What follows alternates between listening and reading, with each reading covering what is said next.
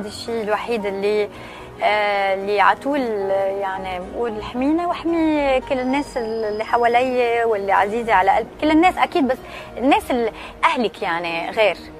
بقول انا كل شيء بهون بس المرض يا رب بعدنا. شو امنيتك لل 2018؟ صحة، بس بدي صحة. بس صحة لإلي ولكل عائلتي ولكل الأشخاص اللي حوالي، وحتى العالم ما بعرفها، لأنه المرض هو أبشع شيء بالحياة. هيدا الشيء اللي أنت ما فيك تعمل عليه كنترول.